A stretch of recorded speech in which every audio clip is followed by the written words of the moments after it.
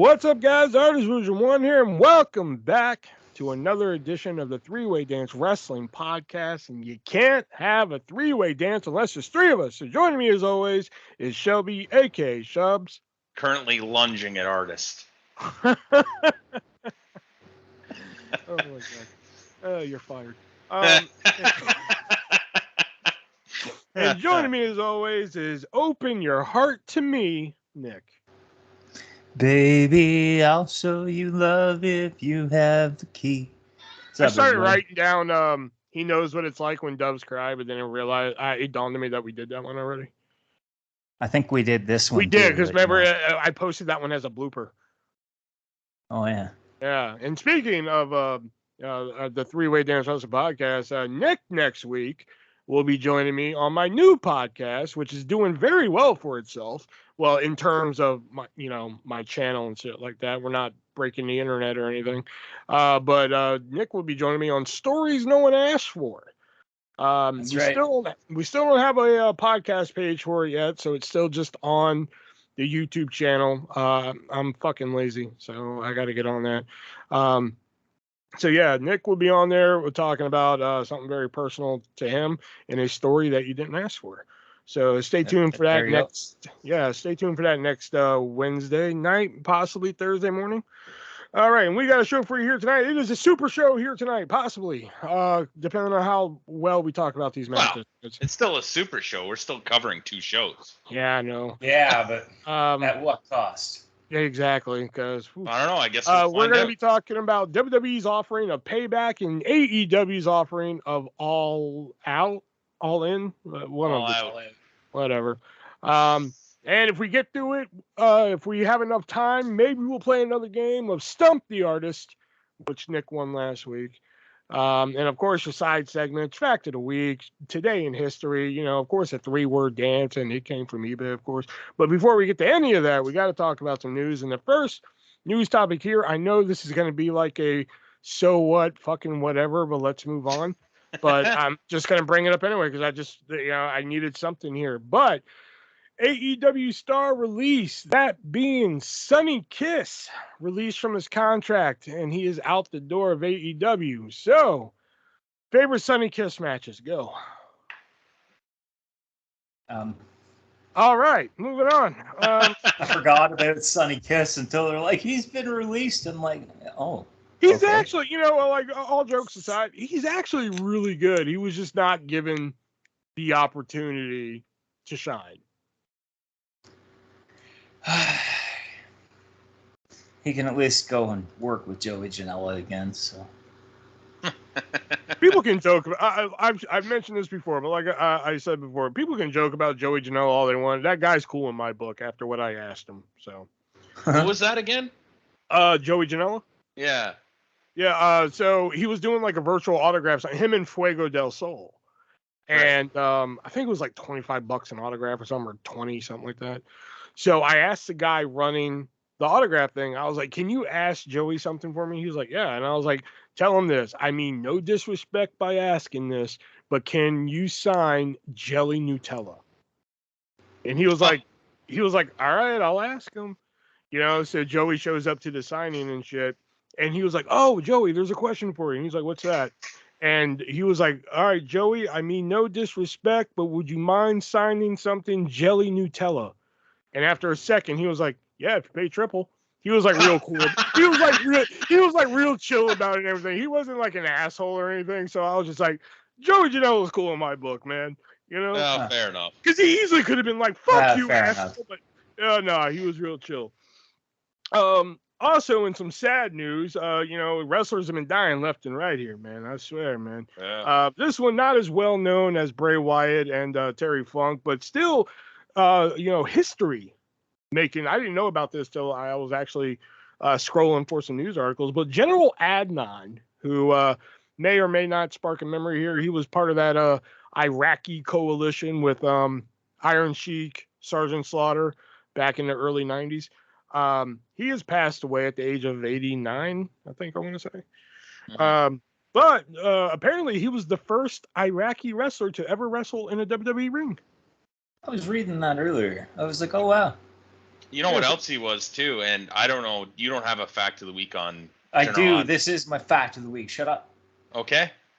Oh, okay. So we'll move on. We'll shut up. So favorite General Adnan matches. Go. I don't have a favorite. I couldn't. I mean, obviously, I know of the whole Sergeant Slaughter fucking defects to Iran and or Iraq or whatever, and here's General Adnan and Colonel Mustafa Iron Sheik. I never understood why they changed his name to Colonel Mustafa. Well, the 90s. When they wouldn't just instead of Iron, IRON, wouldn't Iran Sheik just been better? Maybe. Yeah. All right, and see, we're just flying through the fucking news. And in my opinion, sad news. I think y'all will disagree. In fact, I'm pretty sure y'all are gonna fucking disagree with me. As of Monday, well, as of tomorrow, or Friday, Gunther will officially become the longest reigning WWE Intercontinental Champion of all time, officially breaking Honky Tonk Man's, I want to say 34-year record, which I think is a bad decision. But that's just me. The Ring General. Thoughts on Gunther breaking the record? Fuck yeah. It's about time. I think somebody did break the record, and I mean, who better? Really, that's all you can say. But I mean, I don't know. I know you're a honky tonk fan. When is the last time? Well, it's not even just because I'm a honky tonk. About the Intercontinental Championship.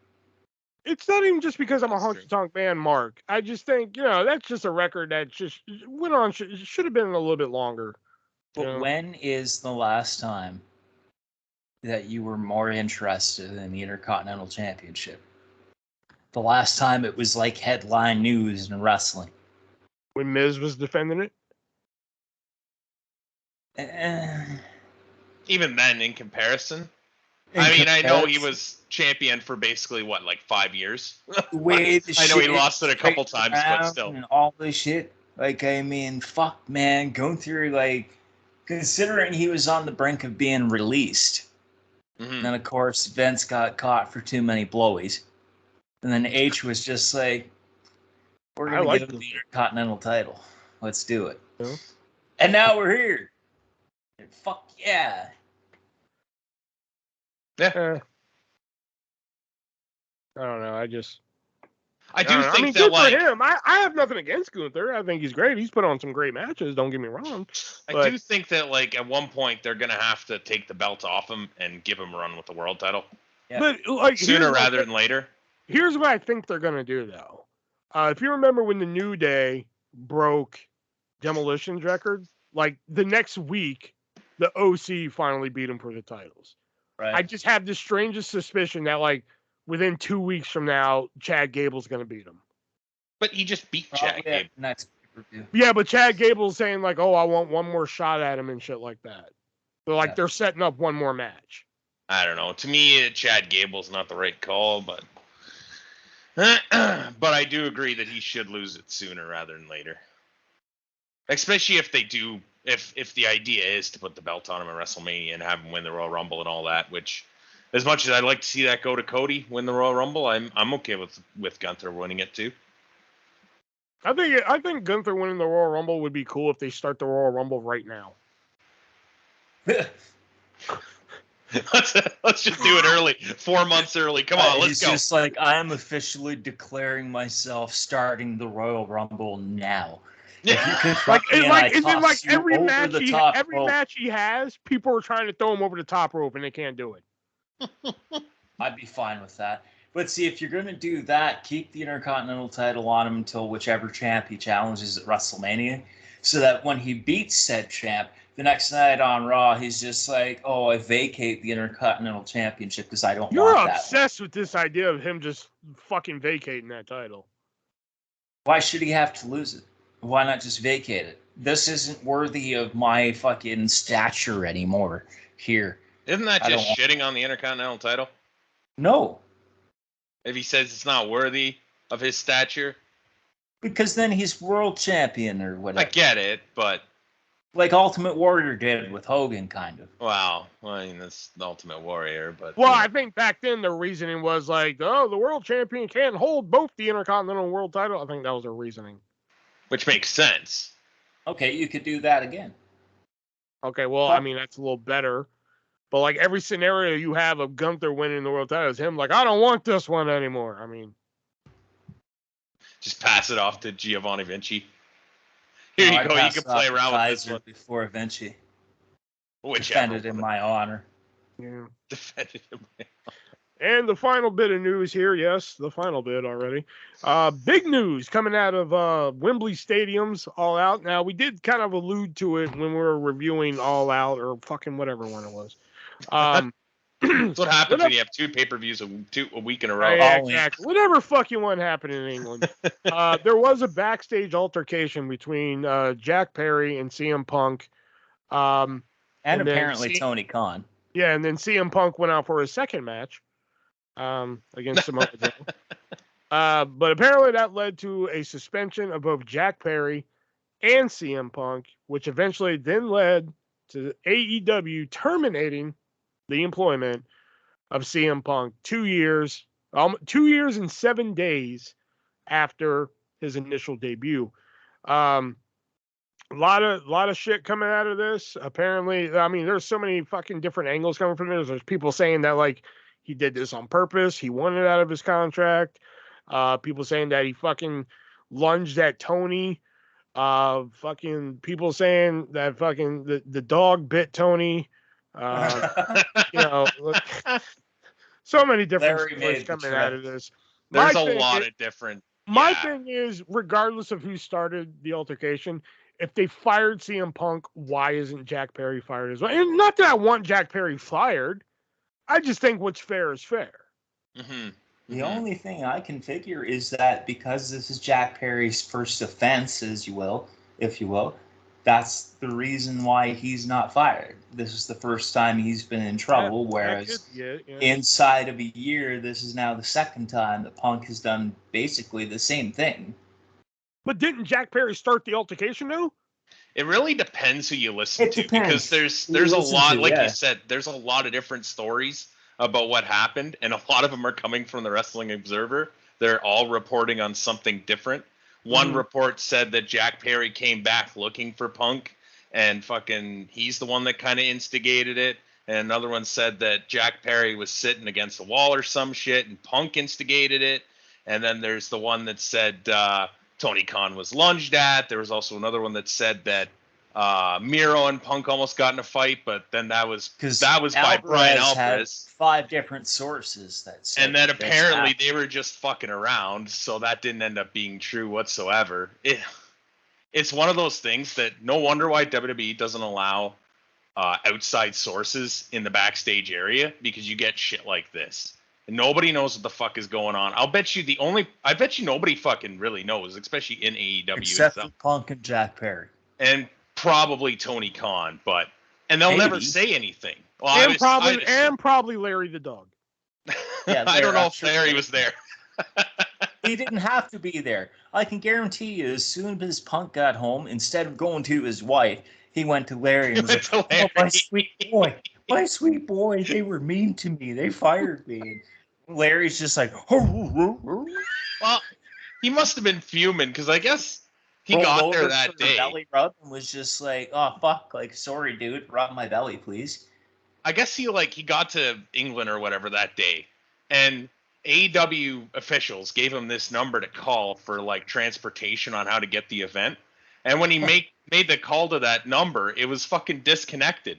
So he had no way of figuring out how to get there. Ended up riding the subway, and some fans. Nobody was picked up. Nobody was given travel. Nobody. You know that for a fact? I don't know, man. Nobody ever said I was. I do not believe that. If your company sends you to another country and doesn't help you figure out how you're getting to the event, isn't that kind of problematic? I kind of want to smack around somebody smaller than me, like Jack Perry, too. If I were, if I were a little pissed. But I don't know. I think he had enough. Whether he lunged at Tony Khan or not, I guess we'll never really know. And it's going to be interesting if he actually does end up telling his side of the story, the whole thing from, you know, the incident that kind of started it with fucking Hangman Page in the ring, where Page was just shooting on him randomly during a promo, to like this point where everything just really fell apart. I don't think he really wanted to be there, and I think he was tired of it. And that glass spot was something that I guess was supposed to happen on Collision, and like everybody in the back was telling Jack Perry, don't do it. Even like fucking Tony Schiavone was like, don't fucking do it. But Jack wouldn't listen to anybody, so Punk finally went up to him, was asked to go to him and say, hey, don't fucking do this spot. It's stupid. And then when he did it on the pay-per-view, he decided to be a little bitch about it.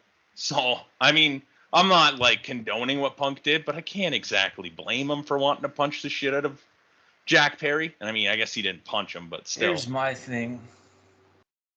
Ultimately, in any job, it doesn't matter what it is, outside of professional wrestling, obviously, if you decide you're going to start a fight on company time, on property that the company is paid for, you know, that's just for a night, if you're going to start a fight, or if you're going to get into a fight, not to mention fucking 2 times inside of a year, you deserve to lose your fucking job. Better Fuck win. you. Oh. But you're also not supposed to be.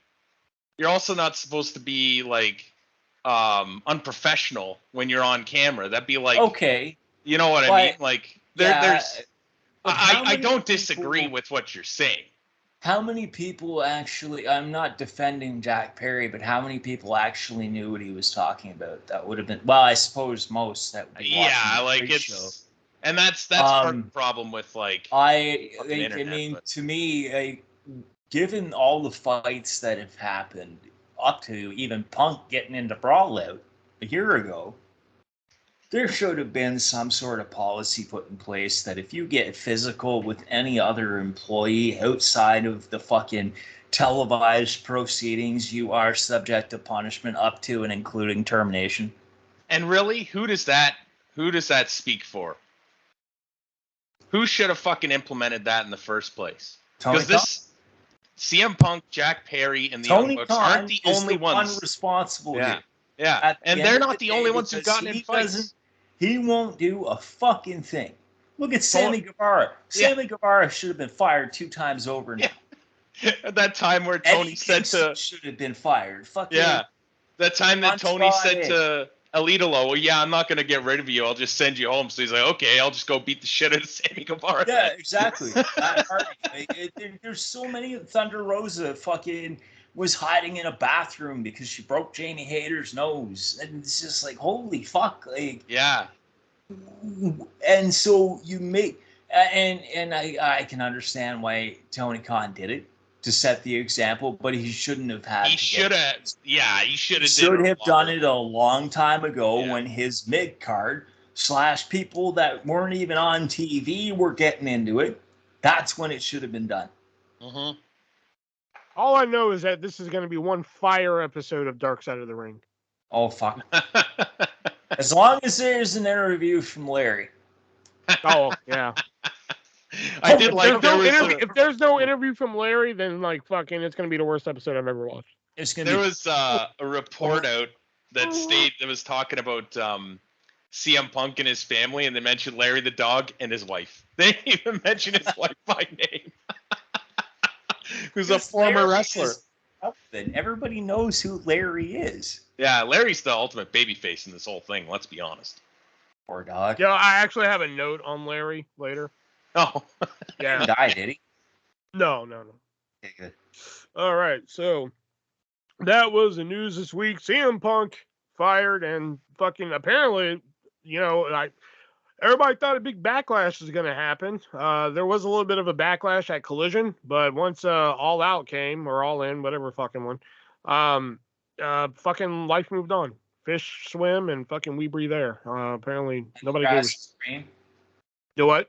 The grass is green. Yeah, you know, nobody gave a shit. My ass is fat. North America, most of it is on fire. Mm-hmm. Well, yeah. I think a lot of those fires have gone out now, haven't they? Oh, no. No? They're Not still going? Fast. Canadian wildfires, they expect to burn until potentially the wintertime. Damn. Oh, yeah.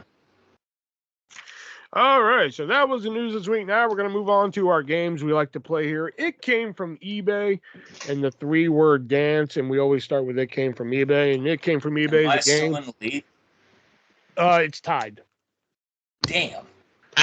Tied 3-3. It came from eBay is a game we like to play here where I give these guys 3 wrestling-related items that I find on eBay, and they have to tell me which one is the most expensive here. So, the first 3 here. Okay. Is it the 1991 WWF sticker? And apparently this is what they're called. Mellow Smello. That's what they're called. Ew. They don't smell or anything. They're not like smellable stickers. What? That's just the sticker Why brand in the name. fuck did you call them the what? That's just the sticker brand Were name. these at the dollar store? I don't know. The 1991 WWF sticker, the brand name was Mellow Smello. If I was paying for Mellow Smello, it better fucking stink like sweat or like blood or something. I mean, it might stink like glue. And it's a complete set, and the complete set includes Hulk Hogan, Jake the Snake Roberts, Legion of Doom, the Ultimate Warrior, the Big Boss Man, and of course, the Bushwhackers. Oh, so it smells like steroids and licking people's foreheads. No, there you go. Or is it, this is a unique item, is it a 1997 Undertaker stationery set? Now, this was unique because this, WWF used to have a fan club, and when you join the fan club, they, you have to mail away for special items. This was one of those items you had to mail away for, and they send it to you. And it has, like, Undertaker state, from the desk of Undertaker, that kind of shit. Or is it the handwritten Lanny Poffo poem? This is a poem written by, Lanny Poffo. Which one of these 3 are going for the most expensive price on eBay? The Lanny Poffo poem. I really hope it's the Lanny Poffo poem. Points, both of you. There we go. Yes. That's fucking cool. That poem is going for the price of $82.48. Hey, that's not bad. Your next 3 here. Is it the WWE The Music toy guitar? It was like one of those toy guitars, and you press a button and it played like a WWE theme song. This is still new in the box. Or is it the Roddy Piper bubblegum gumballs? This is a bag of gumballs with Roddy Piper's face on there. Or is it the 1987 Jimmy Hart plastic megaphone? This is a plastic megaphone that has a little Jimmy Hart logo on the end there. Which one of these 3 are going for the highest price on eBay? The Roddy Piper gumballs. Toy guitar. No points. Oh. Shit. It's actually the 1987 Jimmy Hart plastic megaphone, going for the price of $149.99. Eat your heart out, Rick Springfield. Yeah, you actually picked the cheapest one again there. Man, if the game was picked the cheapest one, Nick would be so far ahead on fucking points. I swear. All right. And your last 3 here, is it the 1990 WWF Ultimate Warrior coffee mug? This is much like the Hulk Hogan one that we mentioned before, but it's the Ultimate Warrior, still in the box. Or is it the 1999 Attitude Era Mr. Sacco sealed?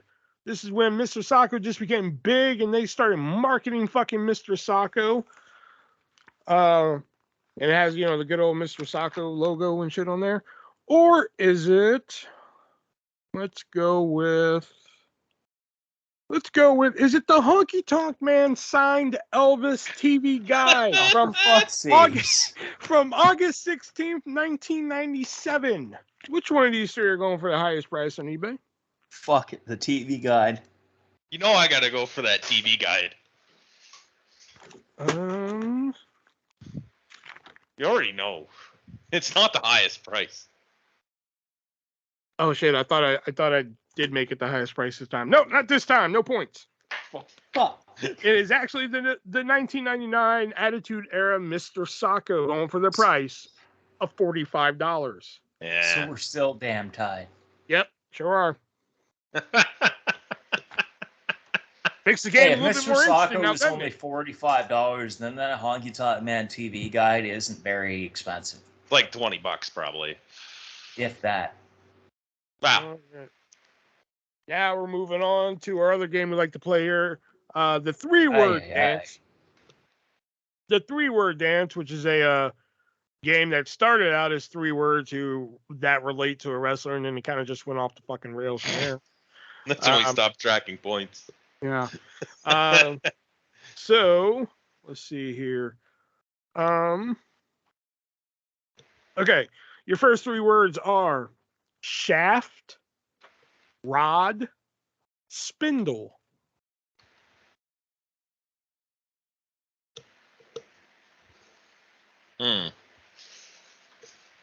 Shaft, rod, spindle. Shaft, rod, and spindle. Crowbar? Fuck. No. That was a good guess. There's an okay one. I feel like there's a much better one.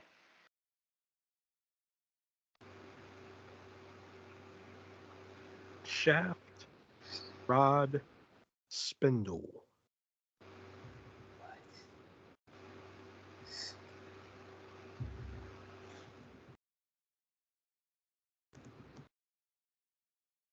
Shaft, rod. I'm trying to fill the dead air. Yeah. Curtis Axel? Damn it! Oh, good one. There you go. See, that was the better rod one. and spindle, all words for Axel. God There you damn go. it! Your hint was gonna be Mania. All right, my first 3. Dismiss, eject, sack. CM Punk. CM Punk is correct. All different words for fired. Or fire. All right. Next 3 words. Beef, ham, pork chop. Meat. There you go. Damn. Or Easy Sean mode tonight. Stasiak, whatever you want to do. Let's go with. Oh man.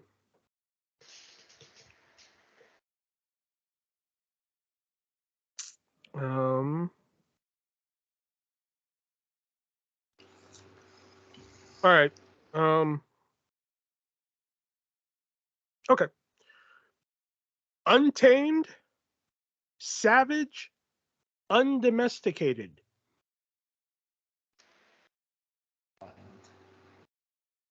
Joaquin Wilde. God damn it! Wow.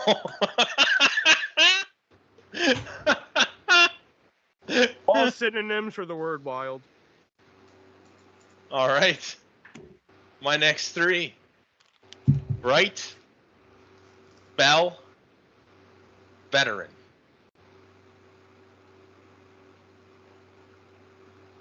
What? Right. Bell. Yeah. Veteran. Earl Hebner. Nope. Wrong kind of bell.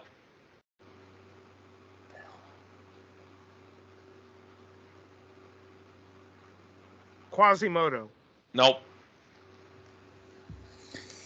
What kind of bell are we talking about? Mike Bell. Pee Wee Herman. No. That actually fits because he guest hosted Raw as Pee Wee Herman. Right, Bell. Gene LaBelle. No. Right, Bell. Orville Brown. No. Hint. The lady of NXT. Oh fuck, Lacey Evans. Lacey Evans. Oh. Woman's right. Southern Belle. And she's a military veteran. Yeah. Okay, next 3 words. American, Thai, family.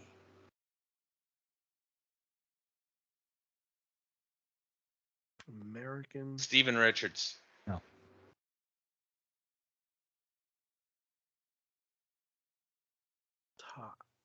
Oh, Godfather.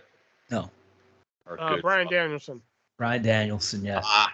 American Dragon choked Dustin Roberts with his tie. Wyatt family. I cannot believe you got Joaquin Wild that fast.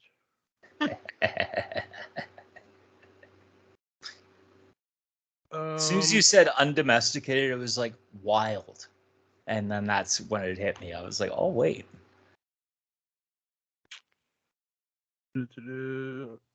Let's go with...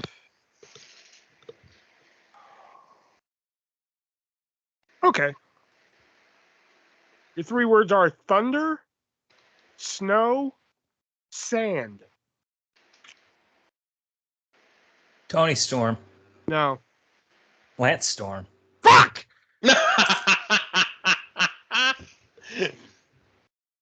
Thunderstorm, snowstorm, they're all sandstorm. storms. God damn it!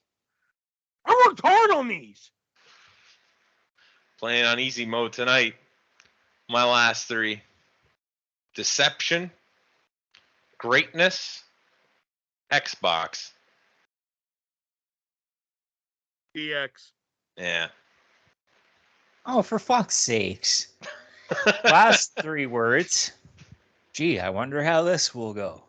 Cake, muffin, pastry. Harry Saturn. Oh, come on, no. For fuck's Red Velvet. sakes. No. CM Punk. CM Punk. Oh, CMP, CM Punk, but cake, muffin, pastry, Mindy's Bakery. yeah. Yeah. I was just looking at CMP. No, we're doing a bonus one tonight. Hold on. All right, I haven't got any more, so this is on I you. feel like that's because your butt hurt, though. Yeah, Your big ones. Joaquin Wild. All right, let's go with... Okay. Tomb, headstone, epitaph. Corey Graves. God damn it! That was good. I like that one.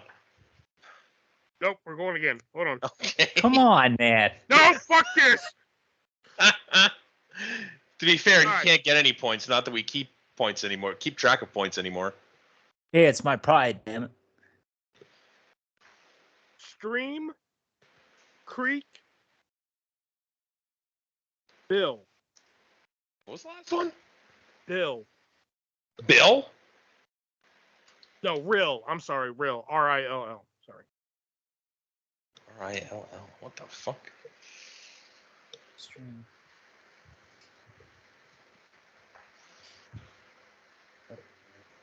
Stream, creek, and rill.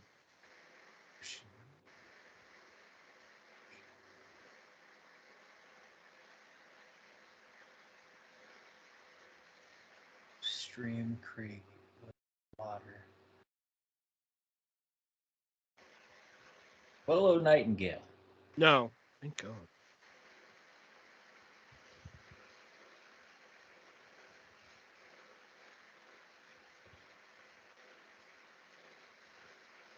Stream.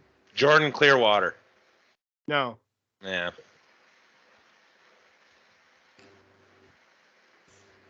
Dan and Brooke. God!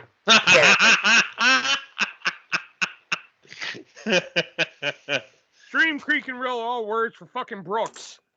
I've never heard the word "rill" used before.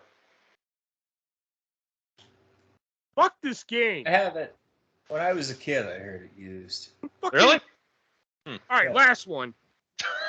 Okay. Oh, I'm 0-5. This is bullshit. Okay. yeah, but if you suck, dude. No. Yeah, you just gotta live with it tonight, I Fuck think. this. No. Advantage, varsity, angelic.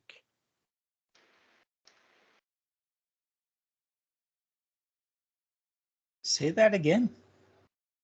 Advantage, varsity, angelic. Angelic.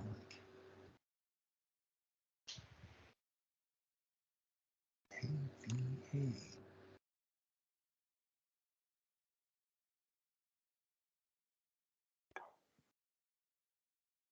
I refuse to go 0 for 6.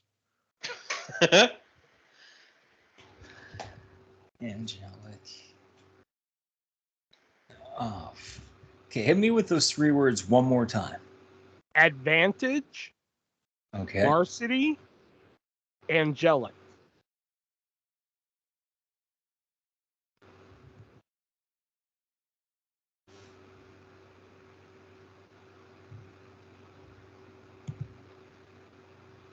Huh. Allen Angels. No.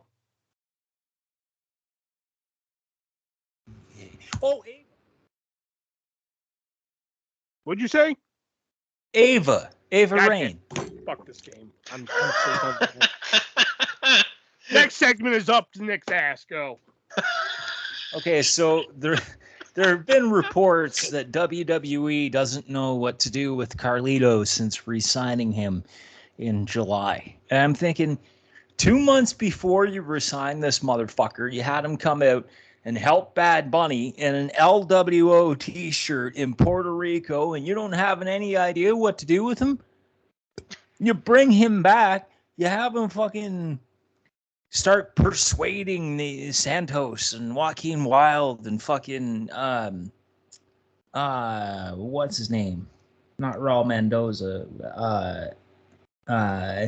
Del Toro. Whatever his name is. Fucking you have Carlito persuade the other members of the LWO to do it Carlito's way. It's not that fucking hard. You know, They it is pretty unbelievable. Join up with Carlito. Or alternatively, you have Carlito, Garza, and Carrillo with their own chapter of the LWO. And they bring in the rest of the fucking LWO. And they all turn on Ray. It feels Ray kind of brings in Bad Bunny or Savio or whoever else. It kind of feels like business malpractice to like hire a guy and have no idea what the fuck to do with him in the first place. Why the fuck did you even bother at that point? But at the same time, with Carlito, when you already have him as technically a member of the LWO, how fucking hard is it? Well, yeah, I mean, he came out and helped them. Like that's like how fucking hard itself. Is that? This alleged creative team has been an alleged creative team for at least 20 years. Well, I don't think all of them have been there for 20 years, but that doesn't matter. You would think the practices would have changed by now. They should have. Let's hire this guy, and then, what do we do? Even though our own fucking footage shows him in a fucking LWO t-shirt the last time he was on our TV programming, but we don't know what to do now. Like, what? Come on.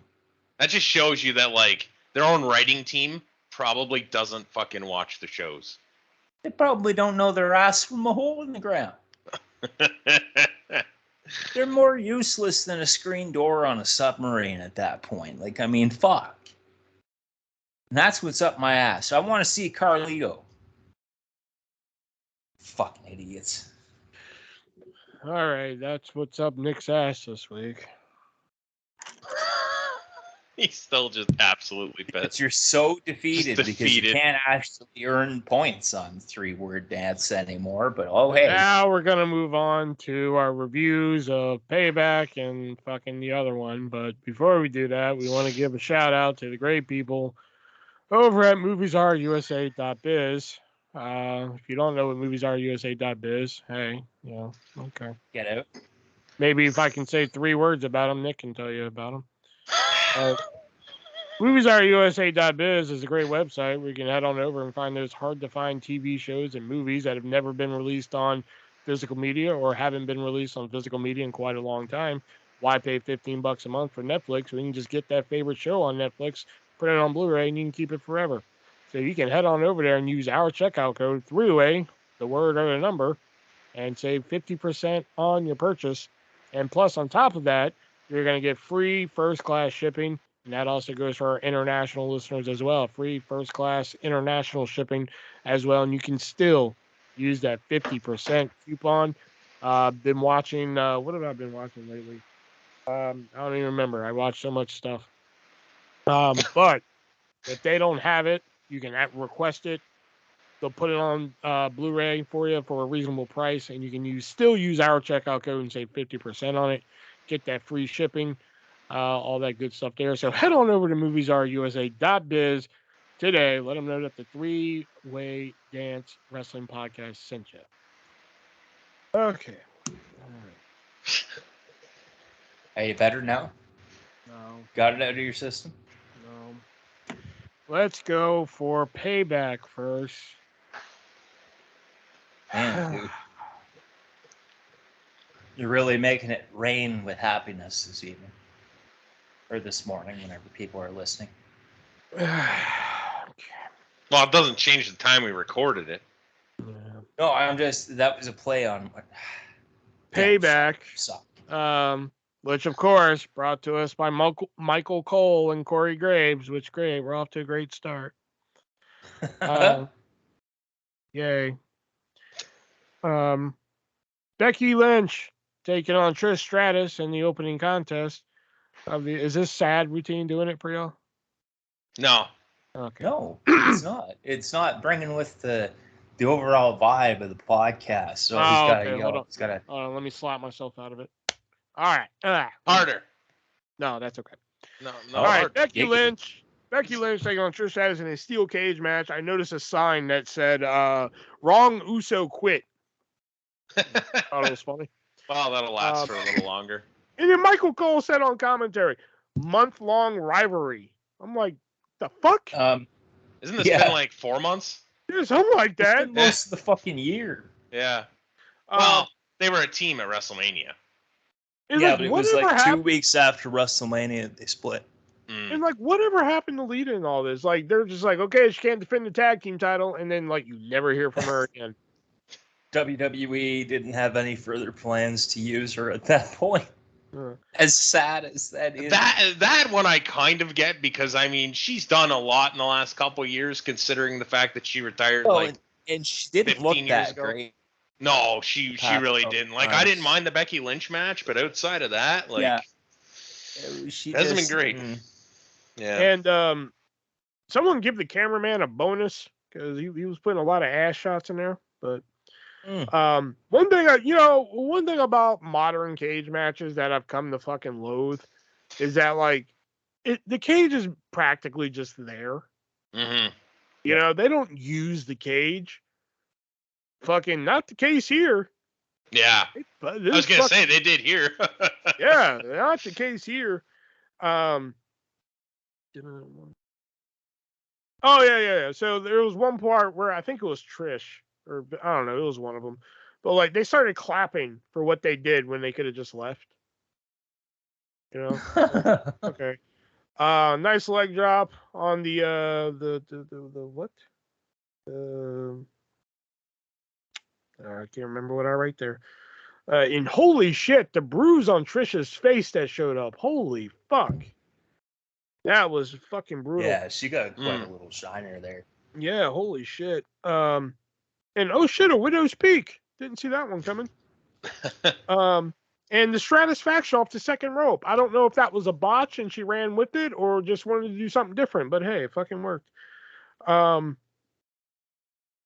I wrote down, doesn't this defeat the purpose of the cage when Zoe Stark comes in?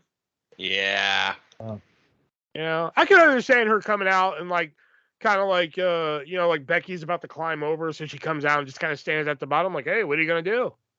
But like, her getting in the cage, I'm like, this really kind of defeats the purpose.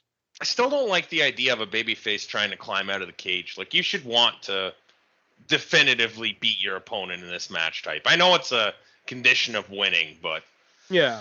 But overall, though, I mean, they used the cage a lot. It was hard hitting. They gave it time. I really enjoyed it. 3 3/4 stars. This was the match of the fucking weekend. Shelby, you're next. Oh. Go ahead, Nick. Go ahead. No, to me, this was the match of the weekend. I fucking loved everything about this. Even Zoe getting in there. I was like, oh, well, fuck yeah. So you have 5 stars to this one. The Widow's Peak was great. The fucking twist of fate right after. The fucking near falls. The use of Zoe. The post-match bit with Zoe. The fucking, what else here? when Trish did the fist hook, that was fucking gnarly. Yeah, I fucking enjoyed this way more than what I ever would have expected. Yeah, 5 stars for this one. This is fucking great. Wow. I don't think you needed the interference, but yeah, I mean, it started things off hot. It was a decent little cage match. They used the cage. Yeah, not bad. I gave it a 3 out of 5. Right result in the end as well. Yeah. And then John Cena comes out, and they introduce him as the greatest of all time. And I'm like, really? Did we really add the greatest of all time to his intro? The fans were into it. And then, like, he came out and was like, welcome to Payback. I'm like, you're welcoming us after the first match? And here's the other thing about, like, calling him the greatest of all time. He's made 650 Make-A-Wishes. Dude's pretty fucking cool. I mean, that's good. I mean, good for his Make-A-Wish thing, but, like, that'd be like me coming on here every week saying, all right, I'm the host of the greatest podcast of all time. What have you been doing, though? Have you made 650 Make-A-Wishes? No, 651. No, you haven't. Shut up. But no, they're not referring to his fucking Make-A-Wishes in that intro. Well, I mean, not exclusively, but I think you could argue the fact that they're just saying he's a great, well-rounded human being. I don't know. His ex-wives would say but otherwise.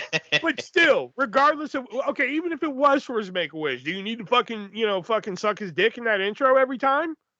Most people would. Yes. No. That's like I donate. So you don't that's want like I donate to charity every year. You telling me you wouldn't suck John Cena's dick? No. You're missing the point of what I'm saying here. Are we though? I think he just said he's not going to suck John Cena's dick. I think that's his point. Shit. Okay, you're missing. What if that was John Cena's wish? I don't think okay, one, he could get a better blowjob somewhere else. More than two, if he gets it from me, there's going to be a lot of crying involved. Probably a lot of teeth, too. Oof. All right. And anyway, he sets up being the special guest referee for LA Knight versus Miz. Yeah. I did like the promos between Miz and John Cena. I was kind of laughing a lot. Yeah. Yeah, it was good. Nice underhook suplex by Knight. Beautiful power slam by Knight too. Why did I write? Oh, they're like the veteran Miz. I'm like, LA Knight's 40, dude. Yeah. I wrote that down too. Also, they said that the Miz stole the kicks from somebody, but they wouldn't say whose name. Yeah, I noticed that. Did a good leaping clothesline by Knight off the guardrail. Miz did the M-I-Z. Yeah, I thought that was pretty funny. Yeah. The false finish was good, but overall, like, I understand that I wouldn't say Knight's the flavor of the month because he's been consistently over. But, like, I understand that they want to start using Knight more because the fans are reacting to him. But for some reason, I don't know, this match just didn't do it for me. Like, this was like a fucking glorified Raw match. You know? This was like one of those ones you could just put on Raw. The only thing they added to it was Cena, which I don't think you really fucking needed. No. You know? So 2 3/4 star. I gave it 3.5 because I still enjoyed the match, even without the addition of Cena, I knew who was winning. Then they added Cena as the ref, and I'm like, well, this is a guarantee of who wins. But no, I overall really enjoyed it. 3.5. Yeah, I don't know how many times I could make my own drinking game out of how many times I wrote yeah, but you know, everybody. Oh, sorry. I think LA Knight could be the next Stone Cold. Maybe that's a bold statement, but the way that the fans get behind him, and he really can't do anything wrong. He's just that good, and that over. Right result, very good match. I don't know that John Cena was necessary, but he didn't take away from it, and the opening promo was good. 4 out of 5. Wow. Okay. Should have known y'all were going to disagree with me on that one. Next up is Rey Mysterio defending the United States Championship against Austin Theory. And first things first, I need more of Zelina Vega in that skirt in my life. But what does PWO mean? Pittsburgh World Order. Are you fucking kidding me? Yeah, they were in Pittsburgh. Yeah. I was thinking it was Peril World Order. And I was like, well, I mean, I guess that's some sort of a tribute to I was Peril watching Gueye, it. I was watching even it. though Mysterio fucking killed him. I was watching it live on fucking YouTube, and it took me a second too. I was like, "What the fuck is PW?" Oh, Pittsburgh. Yeah. See, and I would have said Peril World Order, but. Yeah. And I don't know why, but World Order. And I don't know why, but all of a sudden want some Cinnamon Toast Crunch. Weird. Oh, for fuck's sakes! Why did we have to have another Cinnamon Toast Crunch match? You know, did they actually advertise it as that though? Because I didn't realize until they did a wide shot of the ring and you could see it. This match is sponsored by Cinnamon Toast Crunch. Just like his one at WrestleMania. They announced it though? Before the bell fucking rang. Oh, okay. Yes. I missed it. Yeah. I totally missed it.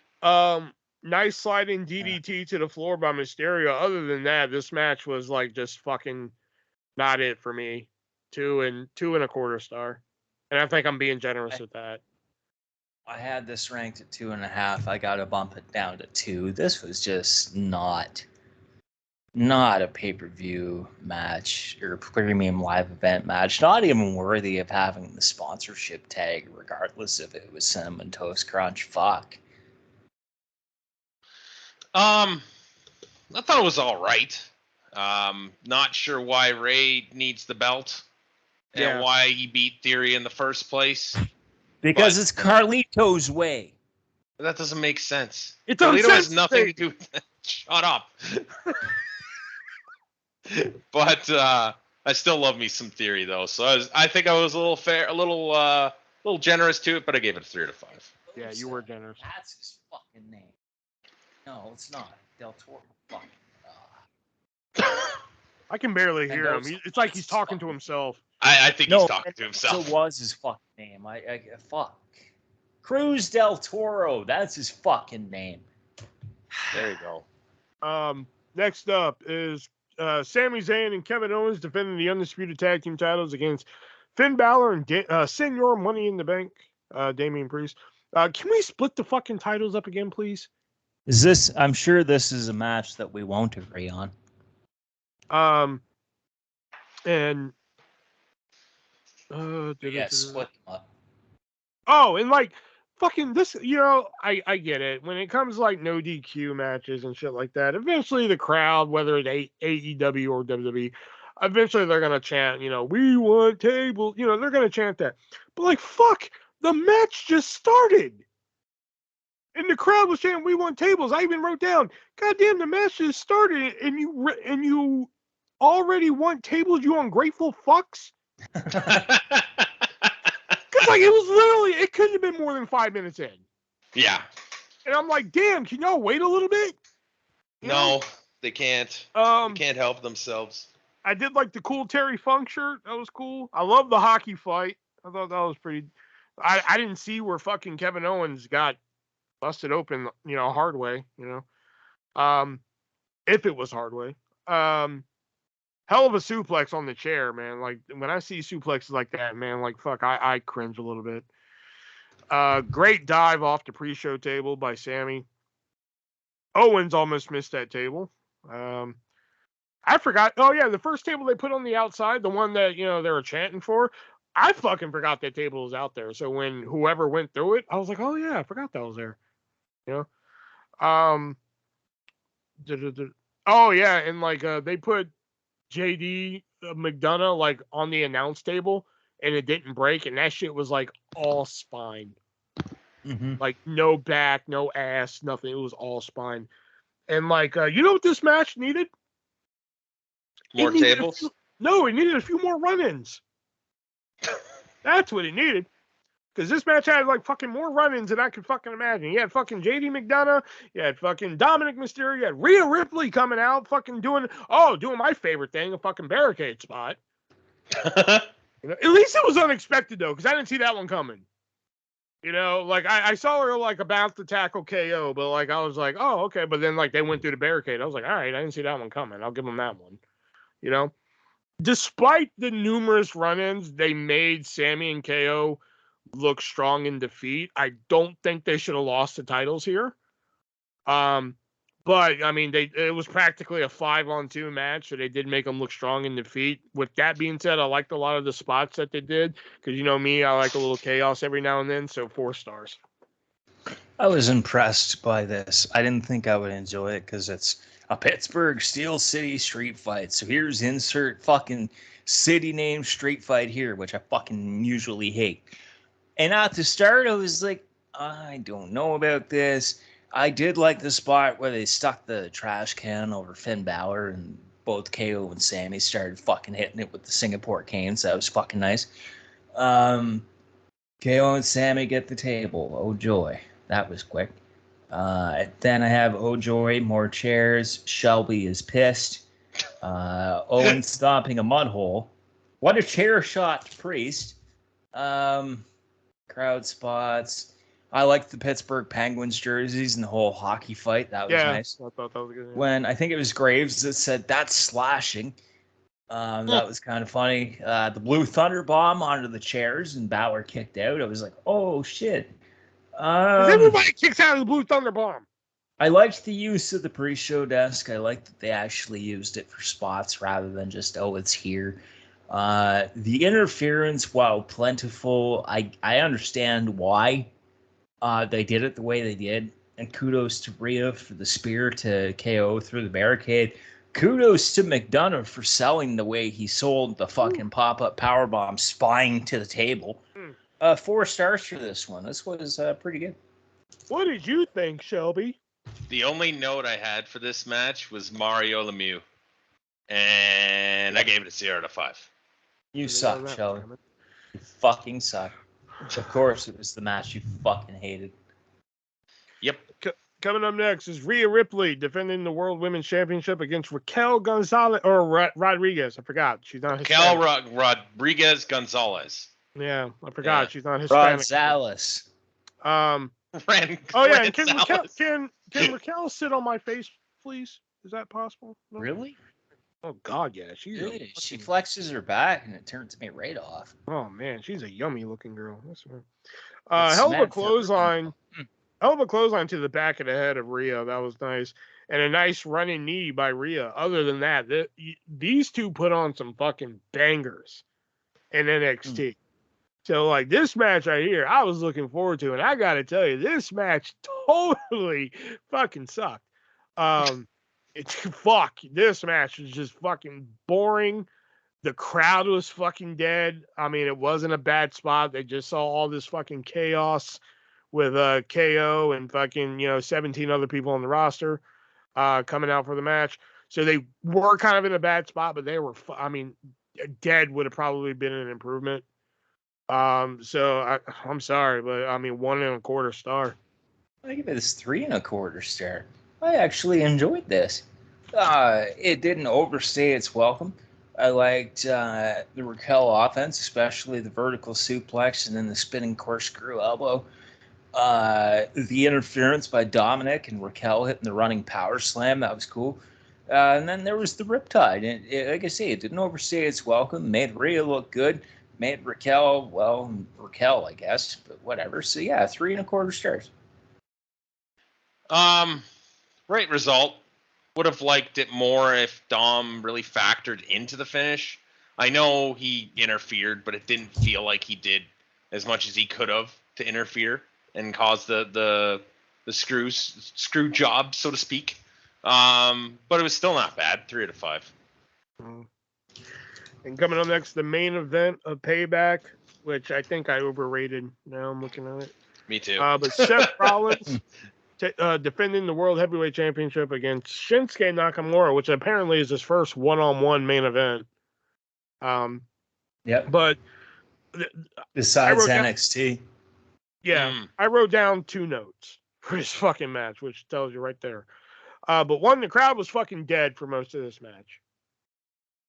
And 2, the only thing that I really liked about it was like there was a moment where like they were tying up and like they got into the ropes, and Nakamura just kind of looked at Rollins' back and just started rubbing it, like yeah, like that was like the only moment I really liked. Everything else was pretty much like fucking paint by numbers for both of them. Mm-hmm. And I understand that not every match should have somebody kicking out of a finisher. I get that. This is one that I think could have benefited from it. I don't think one stomp should have ended Nakamura. No. I think he should have kicked out of the first one. Then some more bullshit should have happened. Not run-ins or anything, but just more match. Then another stomp. Then it should have been over if they weren't going to go to the Nakamura route. And I understand a lot of matches these days, they do the fucking, oh my God, he kicked out of the finisher again. They overdo it most of the time. I get that. Yeah, I get that. But I think this is a match that really could have benefited from that. Fair. In my opinion. I gave it a 3, but I mean, like really thinking back on it, I really can't think of anything else memorable from this match. So I'm going down to 2.5. I gave this 3 1/4, but I'm dropping it to 3. There was nothing memorable about it, and like considering they really tried to build it up, despite the fact that Nakamura's been mid card for fucking pretty much the entirety of his run. Except when he won the Rumble. That too, yeah. Except when he won the Rumble, but like otherwise, like it just. I didn't buy that Nakamura could win, so it didn't matter what he did. I was like, he's not winning this, and so I guess that just kind of soured me on it. I mean, it was an okay match. I mean, I agree it was paint by numbers for both, but yeah, 3 stars. Also, too fucking long. It didn't need to be that long, but yeah. I mean, it was a good match. It went on a long time, and I don't know. Was this babyface versus babyface? Because that's what it felt like to me. No, Rollins versus heel Nakamura.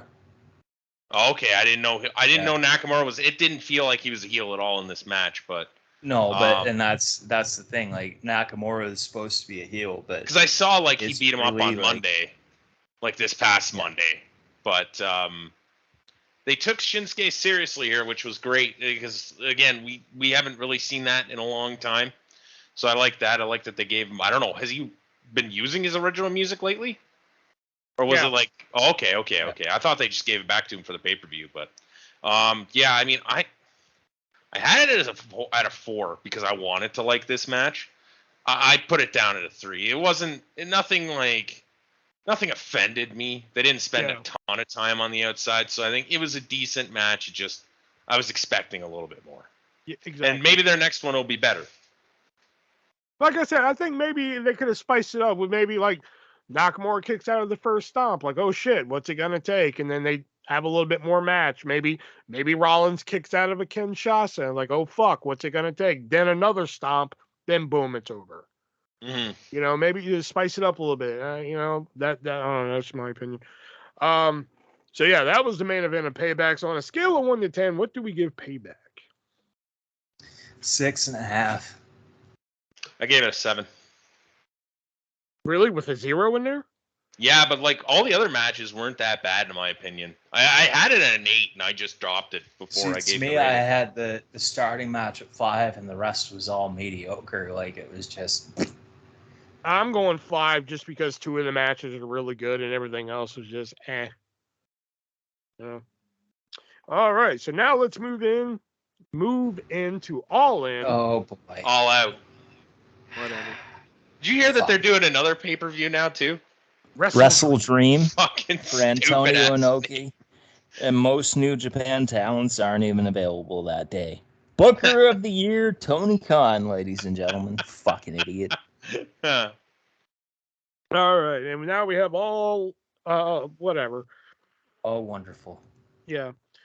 With one of fucking 4, count them, 4 fucking commentary teams tonight. First they got to get everybody on the show.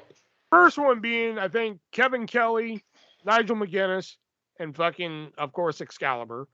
No, because they didn't put Tony Schiavone. I was waiting for that 5th one. Yeah, Sting wasn't on the show. Neither was Britt Baker. So they didn't bother. Yeah, I guess so. And the opening contest is for the ROH World Tag Team Championships. MJF and Adam Cole, Better Than You, baby, taking on the more serious now Dark Order. Mm-hmm. Oh yeah, there was a sign in the crowd. I noticed a lot of sign crowds this weekend, and this one said MJF knows his onions. Okay. Yeah, shit. I don't know. I was hoping maybe y'all had some insight. No. Okay. There was another good one too, but I can't remember what the fuck it said. Okay. God damn it! I wish I wrote it down. It'll come. Whenever I find like a peculiar one, I tend to write them down for these. Yeah. MJ, I know it's coming. I don't know if I'm pretty sure it's going to be Adam Cole.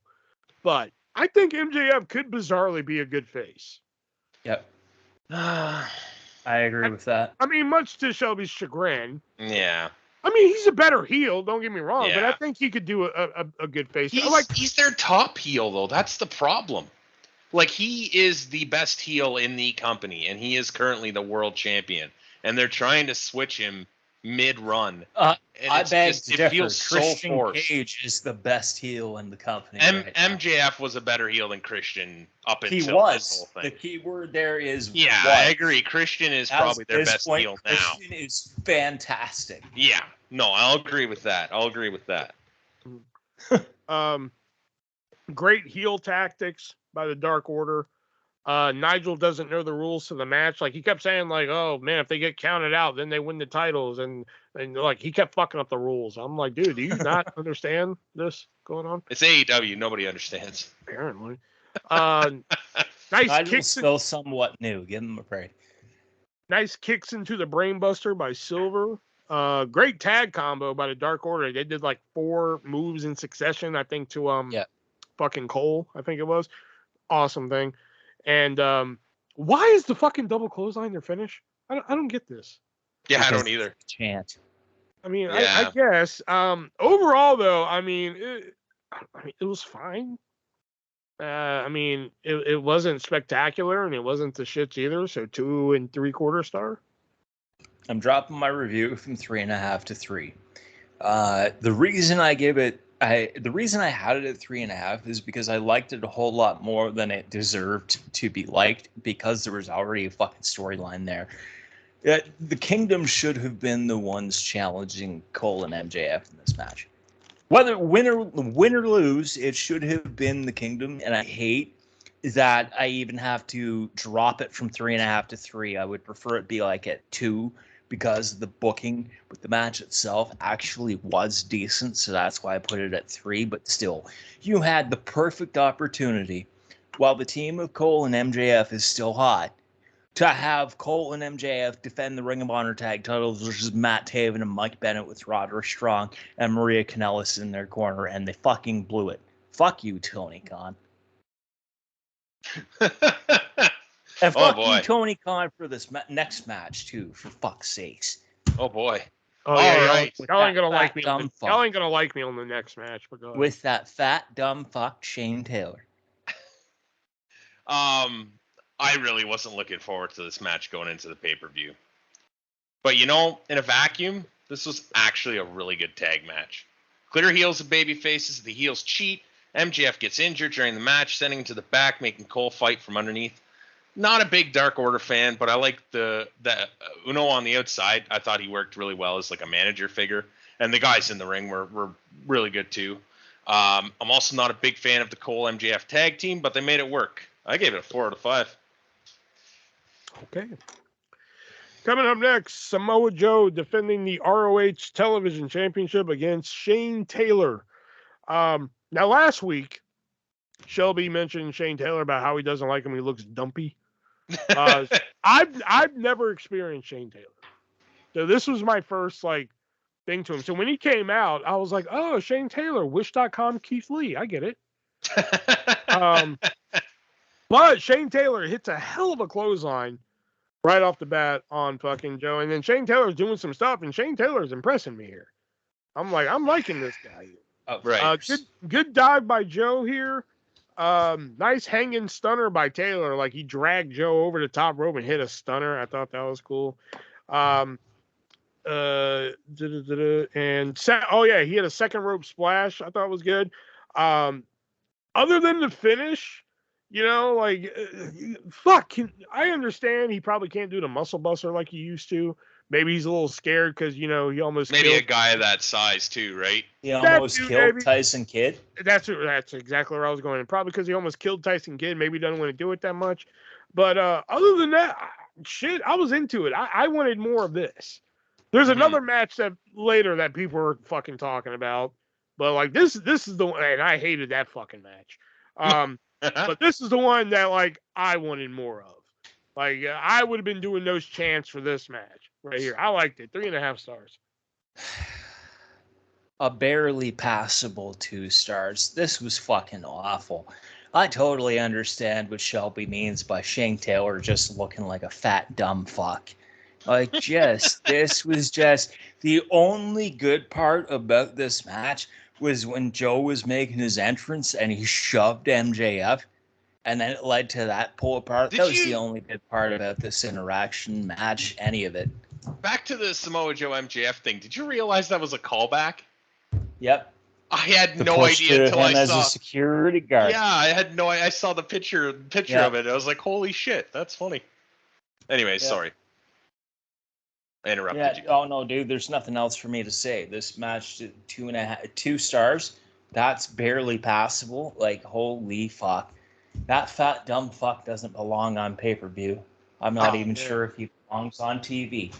I liked him. That was my first, exposure. Unless you're gonna team him with Keith Lee, then that might be okay. But I'd be down for that. The fat dumb fucks. Beef Lee.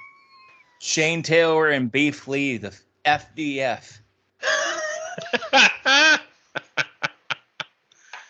All right, you ready? Guess. Yeah, I'm ready. You ready for this one? This was This is another match that I was not looking forward to on this show. Oh, no. Wow. Surprisingly good. I don't know what it was about Shane Taylor I didn't like, but I think he looked fucking great here. Big man fight that didn't slow down much from the get-go. Very good. 4 out of 5. I honestly think that they should have put the belt on Shane Taylor here, considering what's going on with Samoa Joe and MJF. You go from calling him a fat dumb fuck. I do. And I remember watching him in Ring of Honor and thinking, this guy is a fat dumb fuck. And I saw him here, and I don't know if he trimmed down. Wow. Or if he got better, or if I just saw him in a shitty match, or maybe I'm confusing him with somebody else. But I fucking liked Keith Lee? Well, I don't think Keith Lee was in Ring of Honor at the point I watched this Shane Taylor match. I'm pretty sure he's in NXT. I don't even know if Beef Lee was ever in Ring of Honor, but still. I'm pretty sure he was. I could be wrong, though. Yes, he agrees with me, Nick. I don't care. I feel bad for what I said last week. I apologize, Shane Taylor. I do. Well, he's not listening to this. Fuck you. That's probably true. You don't have to be so rude, though. God damn. All right, shit. Your segment's over, man. Yeah. Your other one's coming up later. Next week, what's up his ass is going to be Shane Taylor, and the fact that we both like him. Next up is Luchasaurus defending the TNT Championship against Darby Allin, and I don't know what that bullshit fucking music was at Wembley that he and Sting came out to, but I'm glad the original Darby Allin music is back for this.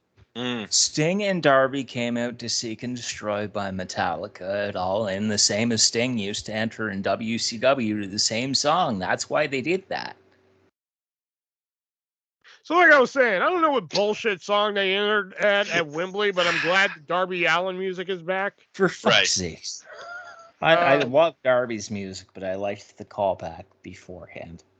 And oh my God, we're 2 matches in and we already have a commentary change. Well, there's only like 6 matches on this show. No, there's 3. 8? Hang on. No, 2. The tag team match? We're saying how many there are. Oh, you're saying about, never mind. Yeah, about the commentary change. Yeah. You know, this is the 3rd match, but 2 matches in, then they, whatever. It's a 9-match show. 9 matches. Since Luchasaurus and Jack Perry are heels now, can we end this solo experiment and just put them back together? No. Agreed. Good toss into the rail by Lucha. That was pretty good. Nice stair spot by Luchasaurus. Nice reversal to the O'Connor roll by Allen. Great dive from Darby. Hell of a German by Luchasaurus. And that was the finish? Like, he didn't even use the finish. Mm-hmm. I hate non-finish finishes, unless it's like something like a sneak roll-up or something like that. But, like, if it's something like if your move, like, just for example, like if your finishing move is a clothesline and, like, you end the match with, like, a German suplex, you're going to piss me off.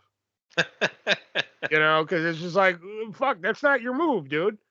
You know, we come to see your fucking move, unless it's, like, vital to the story. Like, oh, my God, I'm distracted. Oh, I got to roll them up and shit. Then that's different, you know? Overall, it's a passable match. I enjoy Darby Allin for what he is. I think the wrong person won. I think it should have went back to Darby, as much as I like Luchasaurus. But 3 stars. I give this one 3 stars as well.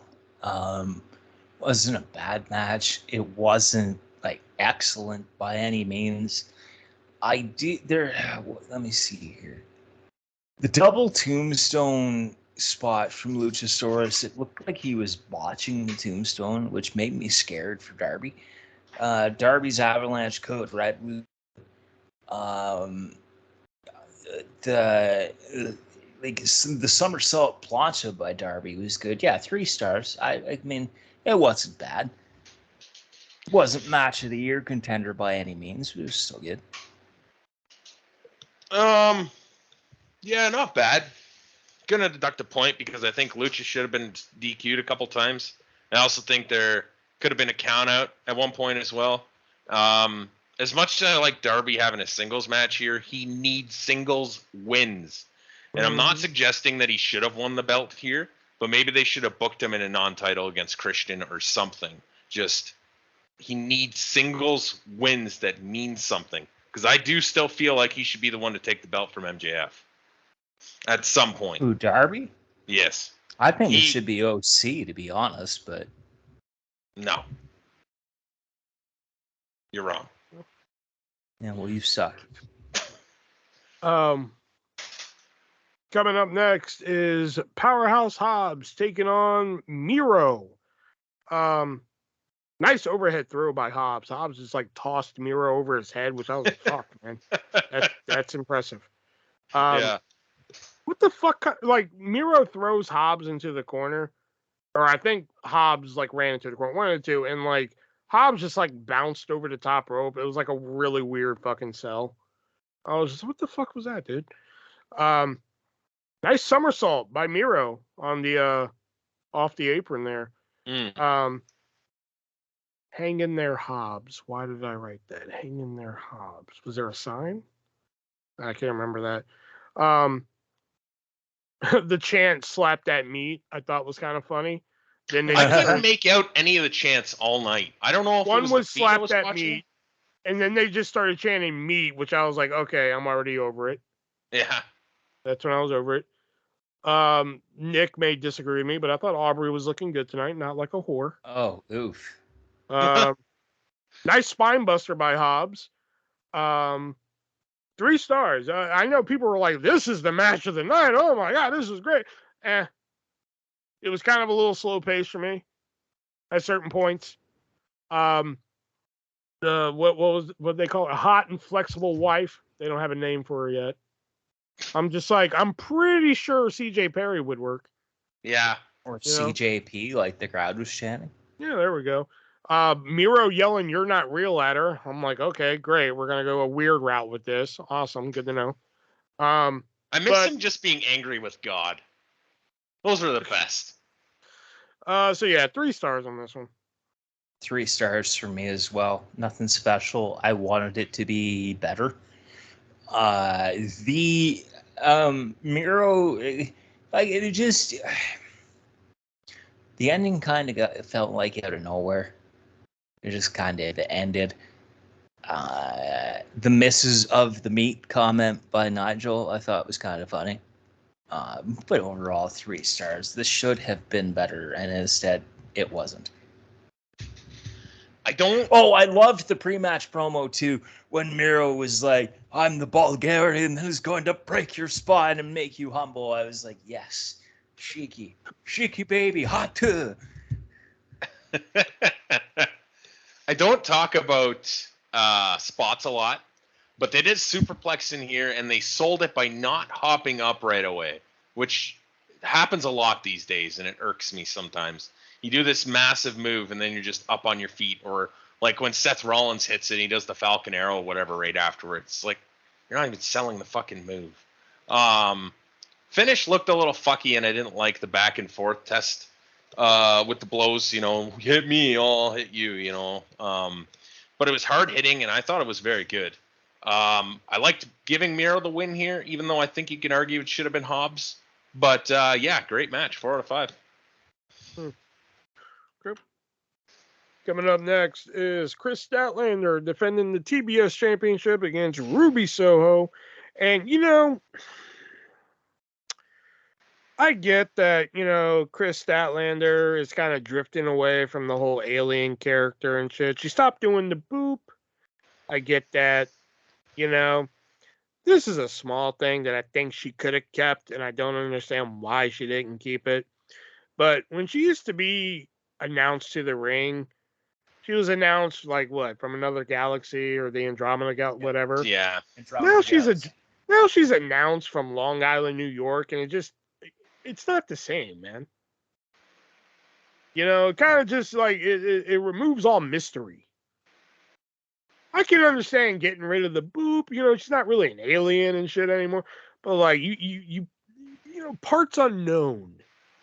Or fucking the pits of hell. Put some fucking mystery on there. Anyway. Now I've said in the past that if Tony Khan for some reason just said, tonight on Dynamite, we're just going to show you Britt Baker's ass for 2 hours, I'd be all for it. But Chris Statlander... you can go to YouTube for that. Yeah. But Chris Statlander in this outfit, I'd settle for that show. Nice knees into the guardrail. I thought that was pretty cool. And that's another small thing. Her finish used to be called... Statlander's. Her finish used to be called the Big Bang. Now it's called Sunday Night Fever. That is a very odd name for a finish. Why is it called Sunday Night Fever? I guess the pay-per-view was Sunday night, but... Oh, my God. Oh, and there was another weird sign. Did y'all see the sign Saraya ripped up? No.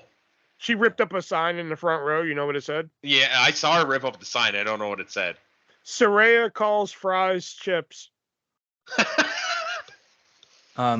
She ripped up 2 signs. Yeah. She ripped up another one a little later, too. Actually, the first one she didn't rip very well. The second one, she got a good rip. It was right in half. And they killed Ruby Soho's finish, in my opinion. She's used the fucking... They killed Ruby a long time ago. Yeah, true.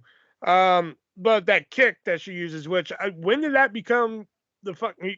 I know that used to be called the Destination Unknown. Now they gave that a new name. I don't remember. It was probably something stupid. And now she has some other move that's called the Destination Unknown, which I'm just like, what the fuck? Anyway, regardless, all the, fucking petty shit aside, these two actually did put on a fucking pretty entertaining match, in my opinion. 3.5 stars. Probably that half star is just for Statlander's ass alone, though. 2.5. There was a lot of meh to this. Tony Storm with the turn on Ruby. Okay, I saw that coming. Statlander's Zoolander outfit, that was kind of cool. Oh, yeah. But overall, it was just kind of made me feel even worse for Ruby Soho because it doesn't matter what she's going to do. She's never going to be what other former WWE women's talents are in there. I mean, it wasn't awful. It wasn't great, though. 2.5. What did you think, Shelby? I was going to be generous here, but now I just remember how fucking stupid the finish ended up being because Tony came out on the wrong side of the fucking ring. Or Ruby had the fucking spray can on the wrong side of the ring, so she had to run around, and it just looked fucking dumb and so pre-planned. It was embarrassing. I had it at a 3. I'm going to fucking lower it to a 2. This is where the pay-per-view started getting fucking awful for me. Nope, this is where it starts getting awful. Coming up next, Ricky Starks in a strap match against Bryan Danielson. And question, do Jon Moxley and Bryan Danielson have a bet to see who can bleed fastest? Well, Danielson certainly won tonight. Yeah. Oh, great! Another commentary team. And halfway through this, see, okay, I don't know if this is a different time. I guess I'm a victim of growing up in that time. But when I grew up watching wrestling, when I saw chain/strap matches, the object of the match was either pinfall or hit the turnbuckles. More than likely, it was the turnbuckle thing. I was halfway through this match where I realized they weren't even doing the turnbuckle thing. I think that's more of a WWE thing than anything. WCW used to do it. Who came up with it first, though? It was probably WWE. The fuck, who came up with it first? So that kind of took me out of it. Ricky Starks' spear should have fucking been the end of it. And how the fuck is Bryan a face, but the rest of the Blackpool Combat Club? Good fucking question. Yeah. Good fucking question. But then Mox is being cheered after he fucking there's my brain hurts trying to figure out that one. I wasn't too big of a fan of this match. I like some of the strap hits. I thought they were laid in there nice and snug. I thought, I commend them for taking those hits because especially the ones to the face. They weren't taking it lightly today. I mean, they were smacking each other in the face with this strap. And I'm like, damn, better guys than me to do that. Y'all might not like me for this, but 2 3/4 star. 2 3/4 for me as well. One thing I felt with this was that it was Bryan cleaning up for Punk's mess again 9 years later. Similar to when Punk quit WWE, the only difference this time is Punk was fired, and that's why Bryan had to be brought back early to have the match with Starks. I didn't feel... It felt as though almost that it should have just been a Dynamite match or saved for Grand Slam because it was shoehorned in there with no build. Danielson apparently is a face over the rest of the Blackpool Combat Club. And even Ricky Steamboat being out there, it was just okay, but Danielson had no part of this until Punk was fired in real life. And all of a sudden he was just shoehorned in there. There's no reason why Ricky Steamboat should be fine with a heel. So yeah, 2.75. And that's another thing. It felt like Ricky Steamboat was more auditioning to be a commentator rather than being a guest commentator. Yeah. This match spent a lot of time on the outside. It's a strap. It's uncensored, baby. Yeah, no. Not to mention, as Nick mentioned, this rivalry really didn't need the strap match stipulation. It didn't need a single stipulation at all. If this was Punk in this match, because it would have worked him to a third one, I could have seen him winning. I don't think Danielson really needed to win this match. Over a freshly turned heel Ricky Starks. Who's actually been getting good heat and who's actually been pushed as a good heel. Yeah. That's one thing I was saying out loud as I was watching it. When he locked him into submission at the end, I was like, pass out. Do not tap. It still doesn't justify it. Doesn't make it any better. I think it makes it. I think it makes it a little better because if he taps out, it makes him look even more weaker. Whereas if he's defiant, if he's defiant and doesn't tap out, he's like, no, you're not going to get the satisfaction of me tapping out. I'm just going to fucking pass out. He shouldn't have beat him in the first place. I mean, yeah, I get that too. Like I said, I think the spear should have done it. It's just this whole match was just meh. I gave it a 2 out of 5. Wow, okay, because a lot of people online have been going nuts for this match. So I thought the fans were too, but it just I thought you two were gonna fucking love this match. If they had thrown this in as just a straight up singles match because they wanted to get Ricky Starks on the card, okay, fine, I'll live with it. But he had this strap match booked, so he's got to do a strap match, even though there's no fucking build to it. It just is dumb. Yeah. I just want to mention this during the pre-show. Which it wasn't until today, by the way, is when I found. I was like, where the fuck is Dennis Rodman? They said Dennis Rodman's going to be at All In or All Out, whatever. No one ever said it was going to be on the pre-show or whatever. I thought he was at Collision. Yeah, he was at Collision, but then he was going to be in the corner of the Acclaim. Yeah. So they had a, quote, over-the-budget Battle Royal. Now, for you AEW fucking newbies out there, the over-the-budget Battle Royal was created because they had a lot of wrestlers who came to All In, the original, or All Out, the original one, that they just wanted on the card. Okay? So hence the name Over the Budget. Okay? Now, Adam Page won this over-the-budget Battle Royal. Tell me if this makes any fucking sense to you. They had an over-the-budget Battle Royal where the winner got to donate $50,000 to charity. Makes no sense to me. Okay. If we didn't know that wrestling was a work, it would make a little sense.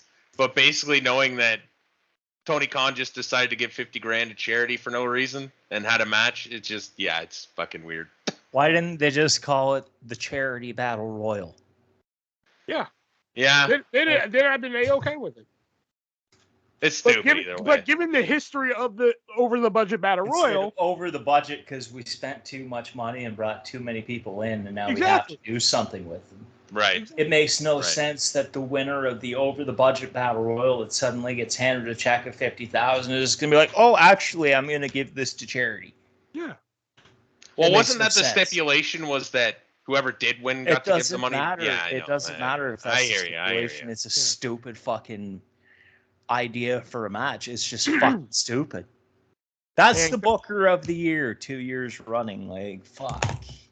Coming up next is Eddie Kingston and Shibata taking on Yuta and Claudio Castagnoli. And let me tell you, man, Shibata looks happy to be there. Dynamite called. It wants its match back.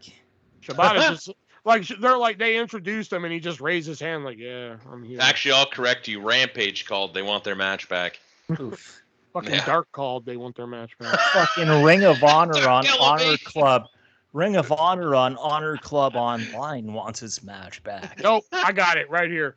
Main Event called. They want their match. A separate company. Oh yeah, they mentioned like 4 times throughout the night. They're like, legendary Japanese wrestler Kawada is in attendance. Never showed him one time. Mm-hmm. Where the fuck is he? I don't think he's really there. I'm sure he didn't even think he was really there. Great dive by Yuta. Nice corner exchange by Shibata and Claudio. I was kind of like, okay, this is okay. I can kind of wrap my head around this. This is where they lost me. Okay. So Claudio, I keep wanting to say Cesaro, but Claudio hits the neutralizer on fucking Eddie Kingston. 1, 2, kick out. Okay, kicked out of a finisher. Shit, it happens. Claudio then hits a fucking European uppercut on Eddie. 1, 2, 3. It's over. Yep. He can kick out of the neutralizer, but not a fucking uppercut? Apparently. I had this at 3, but because of that, 1.5 star, just because of that fucking finish. A generous 2 stars. The best part of this was Eddie's Claudio's sucks egg shirt. Other than that, it could have been done on fucking even Rampage. Yeah. Yeah, Shelby, we know machine gun chops, they suck. 0 stars. Okay. No. Oh, no, all I wrote was don't care, 0 out of 5. I was close. You're not wrong. Coming up next, finally, something fucking good. Well, that's what we thought. What? Oh, my God. Kenny Omega taking on Takeshita or whatever. Take a shit. And goddamn, backdrop driver by Takeshita, man. I'm just going to say Takeshita. Takeshita. Takeshita. It's easier for me. Takeshita. It's easier for me. Takeshita. Yeah. Good moonsault by Kenny off the rail. I thought that was good. Great reversal to the Rana by Takeshita. Great helo from Takeshita. Great hang time from Takeshita. He went for like a Akira Tozawa senton, and it just felt like he floated in the air for fucking ever.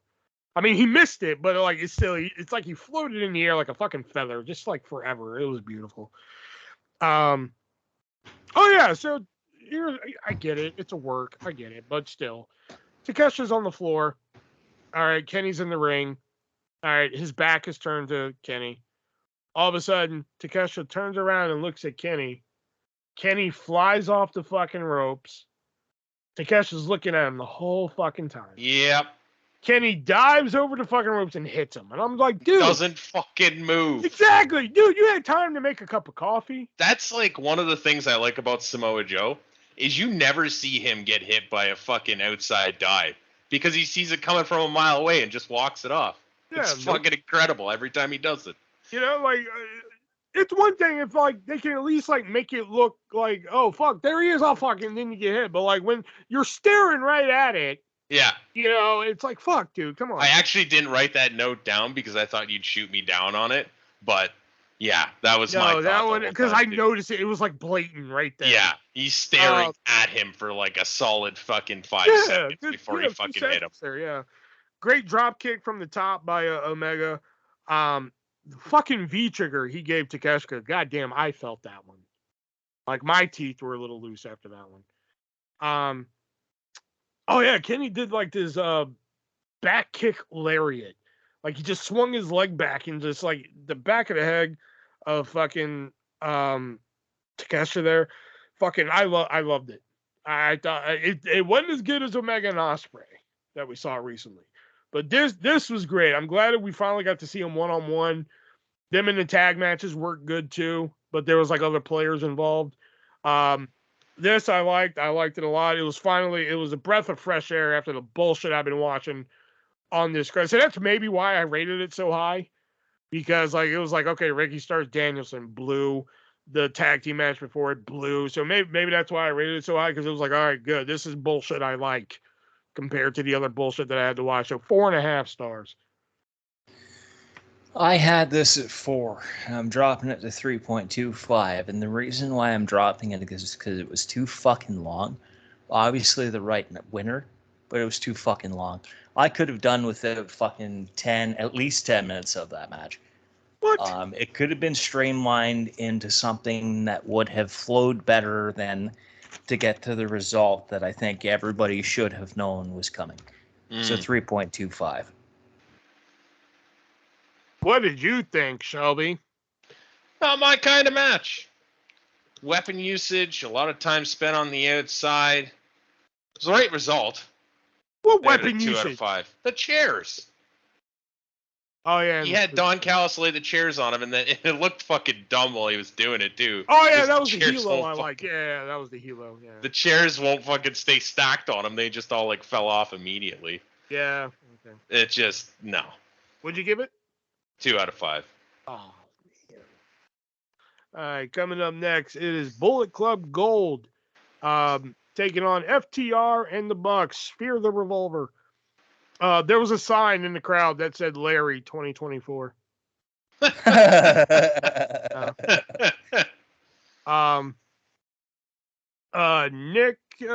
got none of that moonsault. He did a moonsault, I think, to the floor, and he got none of it. Good powerplex triple team where Dax does like the superplex off the top rope, and then like all the other three did something to whoever it was. And I forgot, it was one of the Guns. I can't remember who it was, but like they did the shatter machine to him, and he just lets out this audible "oh shit" as he's getting the shatter. Oh yeah, that fucking cracked me up. Did a great dive by Nick, of course. That twisting corkscrew. Surprise finish. Didn't see that one coming. Colton's Famouser is ass. Stop doing that. Leave that to your dad. Overall, decent little 8-man tag. You know, it's not the bonkers bullshit that I'm usually used to in AEW.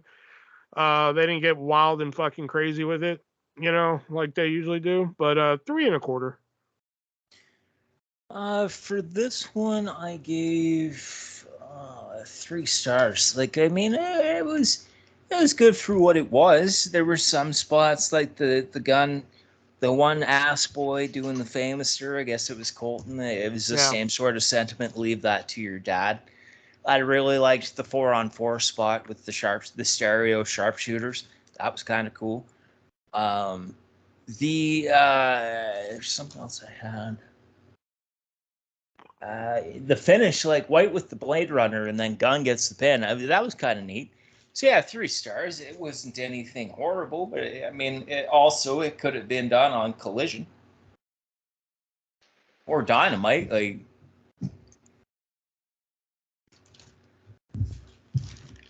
yeah. Shelby. No. We move on to the next match. Talk about the match, Shelby. All right. I only wrote down 2 words. Yeah, no. 1 out of 5. Oh, gee. Well, at least you gave it a 1. Yeah, I'm surprised they even gave it a 1. I think I only gave it a 1 because I liked most of the competitors in it. Oh, okay. Yeah. And coming up next, the main event for the AEW World Championship. Oh, no, wait. Fuck. It's for the AEW International Championship.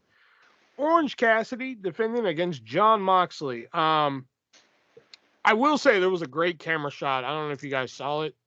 There was a great camera shot where they showed like a close-up of Orange Cassidy's hand, and you see Moxley in like the background and shit. Great fucking shot if you haven't seen that. So are the Blackpool Combat Club heels or faces? I don't know. I have no fucking clue. Okay. Wow. Orange Cassidy bled before Moxley. Jesus, is it coming? Did Moxley even bleed? No. I don't think he bled at all. Yeah. No, he didn't. Moxley tried to fucking mimic Orange Cassidy. He didn't have pockets on his pants. Now, okay, like Orange Cassidy was like champion for like what, 200, 300 something days or something? 200 and something, I believe. Something like that. He's been putting away people with the orange punch. See, now let me negate on what I said about the Payback match, where that match could have benefited from a fucking kick out, from a fucking finish. This one, they just killed OC's finish because like he's been putting away people with the orange punch for like 200 days. Here, he puts fucking like 19 of them on Mox and none of them put him away. Yep. When that same move has been putting down like finish. Yeah, when the same move's been putting down Pac, Penta, all these other people. Like, I did like how we went to do the soft kicks, but they got harder as they went on and shit. Completely the fucking wrong winner. If this is like and this is gonna make sense. This is like the Undertaker streak thing, by which I mean when the Undertaker lost the streak, I always said that if somebody were to take the Undertaker streak, it always should have been somebody who needed it. Yeah. Brock Lesnar didn't need it. I don't think Moxley needed this. No, not at all. But with that being said, the match was entertaining for what it was. Orange Cassidy, to me, is a very entertaining guy. I really think that he could be the guy in AEW. I really think, merchandise, all that shit, they could really get behind this guy. I think he's earned a fucking vacation, so I wouldn't be surprised if we don't see OC for a while. But 4 stars. 1 star. Fuck this match. Completely wrong winner. Mox didn't even bleed. And that's supposed to be his fucking trademark. Are the Blackpool Combat Club faces or heels? Why did this need blood if Mox wasn't going to bleed? The count-out spot where Mox just gets up, that should have been a 10 count. It should have been a fucking 12 count. This was just fucking shit. Fuck this match. Wrong winner. 1 star. And that's being generous. Damn. Worst match of the weekend. What did you think, Shelby?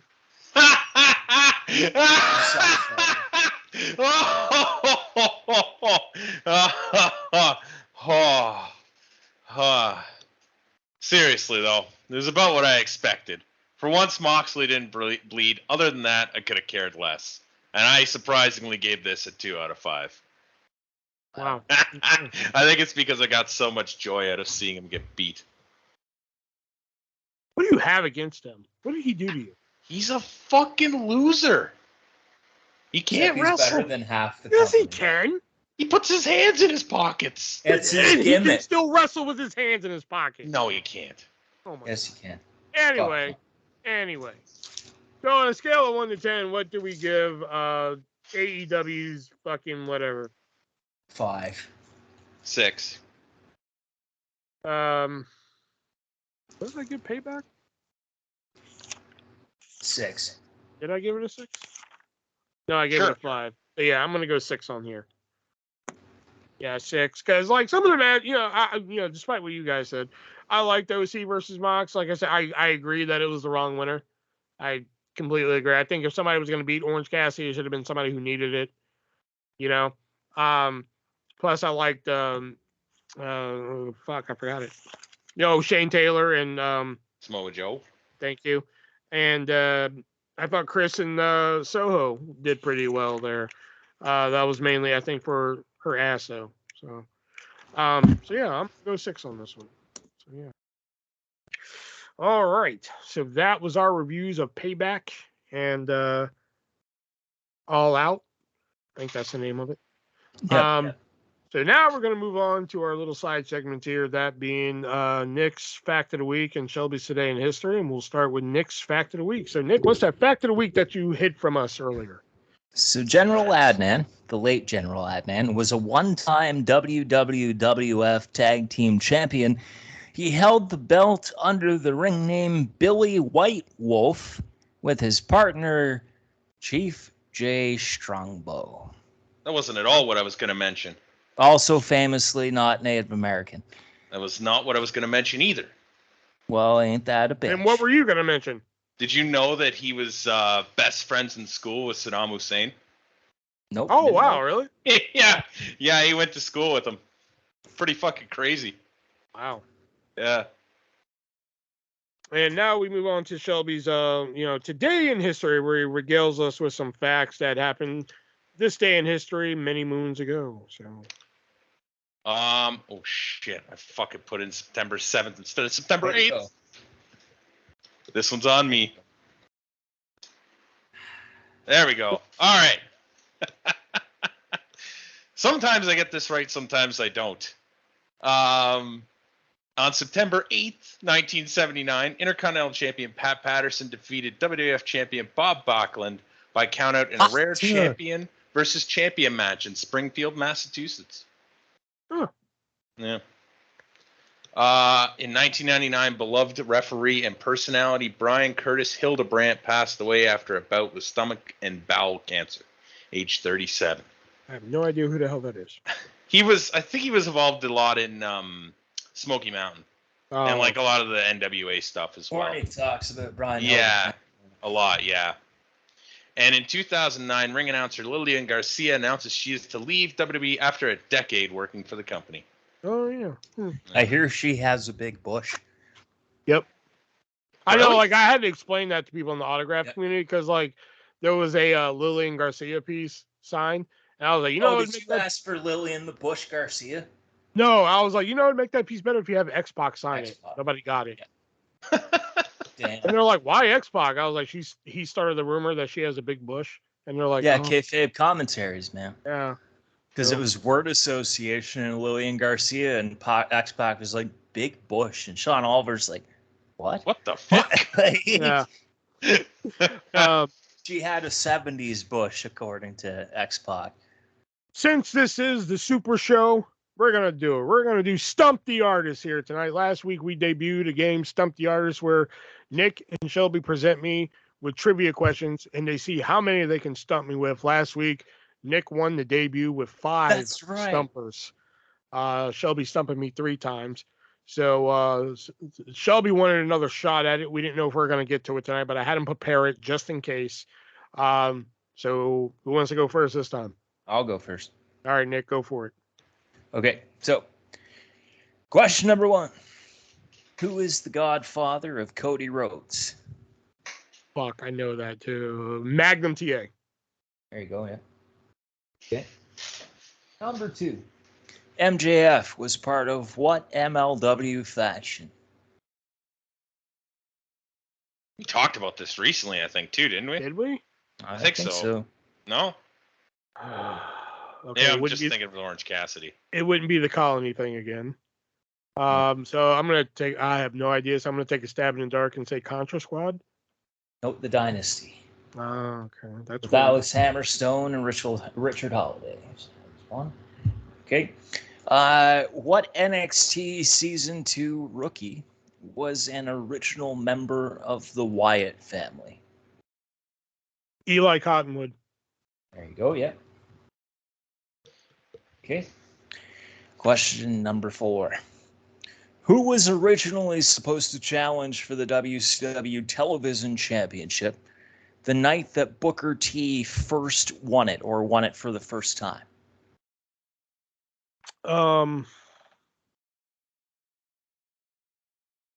Rick Martel? Rick Martel, that's correct. All right. Wow.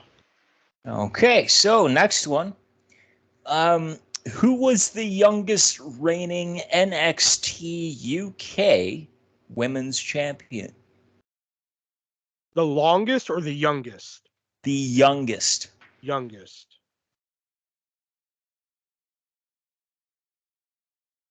Kaylee Ray. The correct answer is Rhea Ripley. Rhea Ripley, yeah, that was my first guess. Next question. What was the name of the network representative on SmackDown, like the UPN network representative after Muhammad Hassan was gone and when Teddy Long had the new talent initiative? Palmer Cannon. Damn it, yes, Palmer Cannon. Fuck. Okay, next question. How many? Oh, there's 3 left. Next one. Who portrayed Donald Trump in WWE's Donald Trump versus Rosie O'Donnell match? Fuck, I don't fucking... Will Sasso. I don't know. Correct answer is Ace Steel. Oh, actually, I stand corrected. There's 4 left. 3 left now, but that was the 4th last question. So, next one. Of the last 10 winners of the Men's Royal Rumble, how many won their WrestleMania title match? Drew McIntyre, Seth Rollins.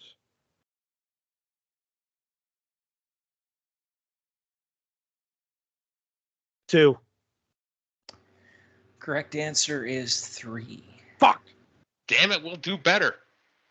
Correct answer is 3. Second last question. Chris Guy is also known as who?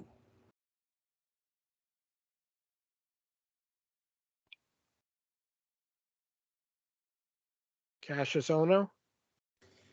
The correct answer is Ace Steel. What are you fucking paying off Ace Steel for this episode? And your final question. Hey, he needs work somewhere, right? Your final question. Is the answer Ace Steel? No. During his first run in NXT, what was LA Knight's ring name? Fuck. This is pre-Eli Drake, remember. I doubt he went by his real name.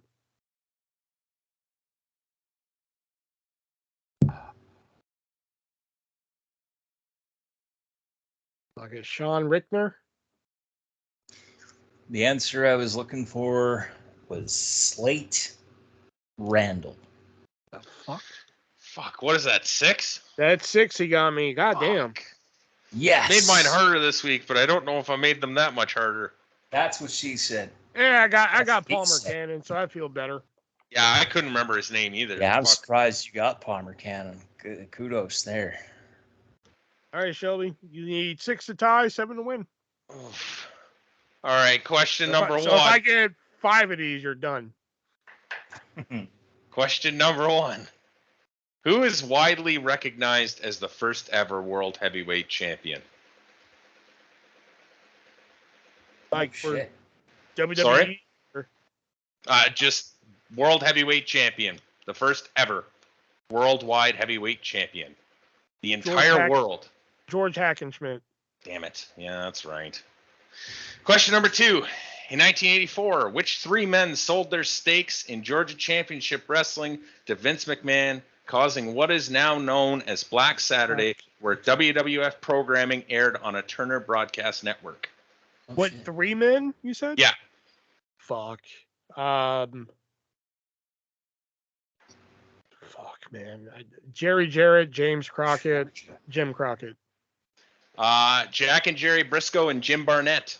Fuck, I wouldn't even close. Oh, wow. Question number 3. Who was the original owner of Eastern Championship Wrestling? Oh, that's easy. Todd Gordon. Yeah. Question number 4. What year did the NWA terminate its agreement with TNA? Ooh. 2009? 2007 is the correct answer. Damn. Question number 5. In total, how many years has the NWA been in operation for? 75. Damn it. Oh, they just had the 75th. Fuck. I didn't even think of that. Question number 6. How many times has Tony Khan won the Wrestling Observer's Promoter of the Year award?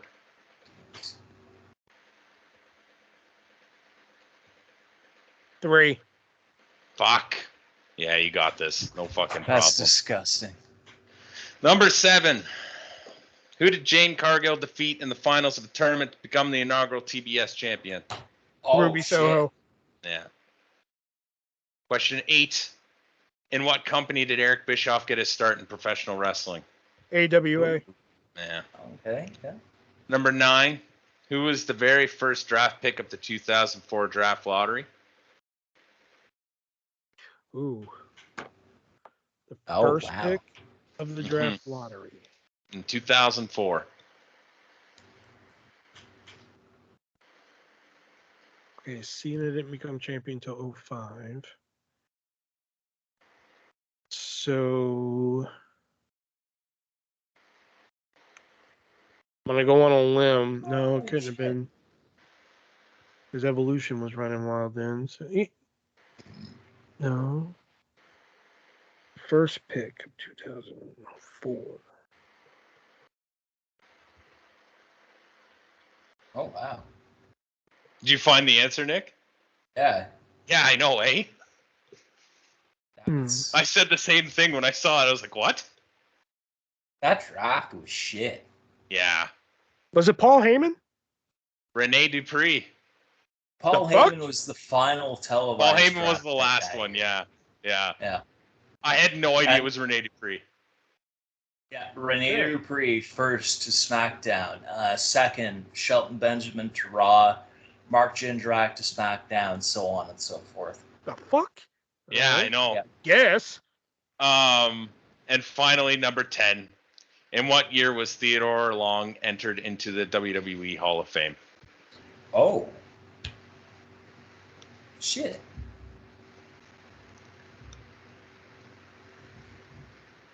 I honestly don't fucking remember. Oh, that makes sense. Sorry, not that you don't remember, but that the year he was inducted. You just looked it up. That. Yeah, I just looked it up because I'm like, I think I know the year, but I'm gonna check because I'm not positive.